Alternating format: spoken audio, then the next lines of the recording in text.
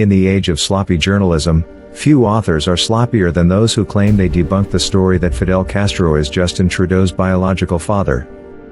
It is a fact that Trudeaus were in the Caribbean in spring 1971. It is also a fact that the Trudeaus were swingers. Margaret Trudeau, Pierre Trudeau, and Fidel Castro were all notoriously sexually promiscuous. Margaret Trudeau was a partier who unquestionably had sex with men while married to Pierre. However, nobody knows if Pierre objected.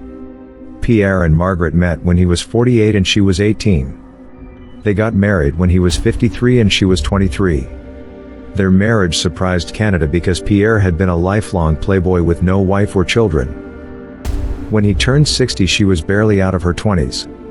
Margaret publicly states today she suffered from bipolar disorder and self-control issues. Hence, Margaret smuggled drugs in the Prime Minister's official government luggage and sneaked away from official functions to get high. Interestingly, she became embroiled in a scandal for having sex with Ted Kennedy, and according to Keith Richards of the Rolling Stones, Pierre broke up with her while she was having an affair with Ronnie Woods. The list goes on.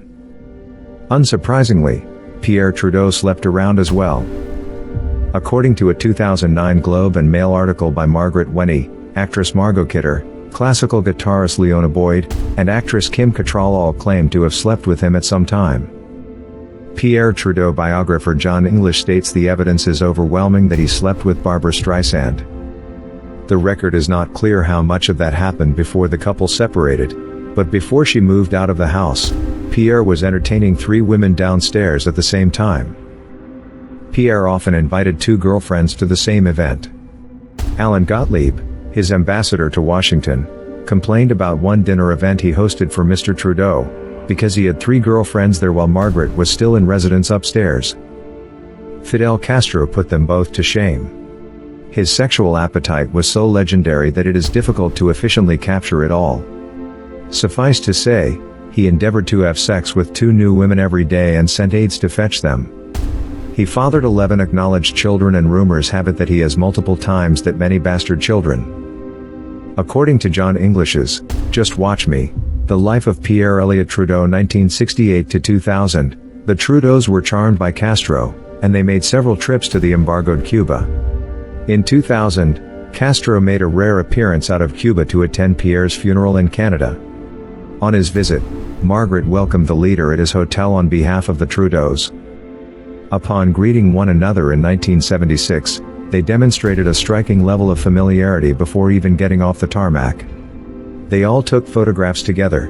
When Castro died, Justin Trudeau was the only leader of the Western world to give him an overwhelmingly positive eulogy. This is the part where debunkers intentionally mislead readers. Justin Trudeau was born on Christmas Day, 1971. In order for his father to be Fidel Castro, his mother would have to be somewhere close to Cuba in March and April 1971. Well, turns out she was.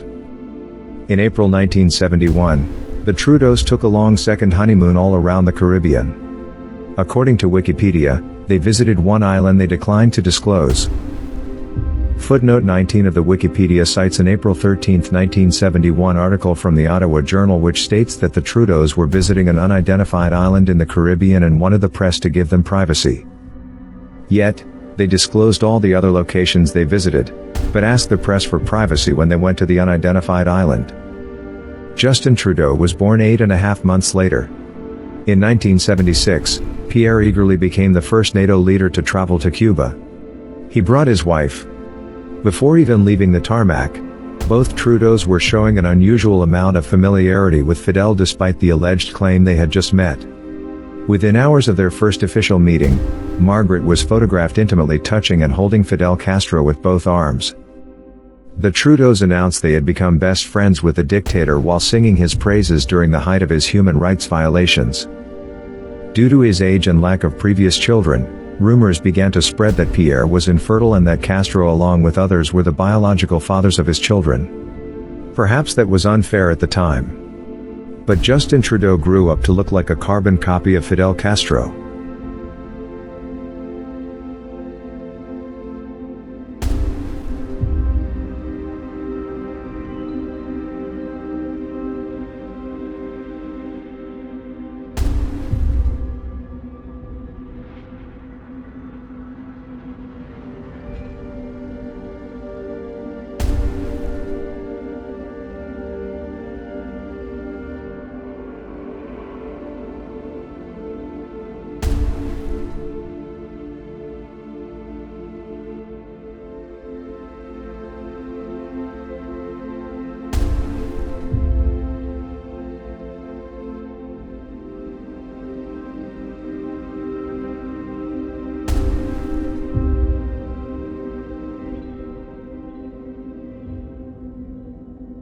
All of the articles trying to debunk the facts follow the same format. They all recite the official 1976 travel dates of Pierre Trudeau as Prime Minister as though that proves they never traveled to or near Cuba on any prior date. Unsurprisingly, debunkers avoid addressing the easily researchable Caribbean trip in spring 1971. Seems strange for these writers to claim to have the truth to support their story. Pierre was an aging playboy who had fathered no known offspring despite being sexually promiscuous his entire adult life. Having recently become Prime Minister, it suited him to get married and demonstrate stability. Unfortunately, sperm banks barely existed back then. If an infertile old man wanted to have a family, his wife had to do it the old-fashioned way. Margaret was a 23-year-old wild child who liked doing it the old-fashioned way. She had not finished doing drugs or sowing her wild oats. She was clearly attracted to men in positions of power, even some who were old and unattractive. Since Ted Kennedy met her qualifications as a sexual partner, Castro was bigger, stronger, thinner, handsomer, and more powerful. From the photos, it is clearly obvious she was attracted to Castro. We might remember Fidel Castro as an old man, however, he was one of the most impressive people in the world in his younger years, especially to fellow Marxists like the Trudeaus. He forcefully displayed himself as a brutal dictator, with a band of rebels. He turned Cuba into the first Western world's Marxist country. He defeated the Americans during an armed invasion by personally commanding the battle in a tank. Castro survived CIA takeovers and assassination attempts. He was smart, charming, and was humorous. Castro was also 6 feet 3 inches and strong. He further appeared as though he could physically defeat other world leaders, was full of bravado, confidence, and masculinity, who smoked cigars like a champion. Why would Pierre Trudeau need to choose anyone else to be the biological father of his child? Regretfully, for Pierre Elliott Trudeau, his expectation was unknowingly foiled. What do you and your family do to cut back on plastics?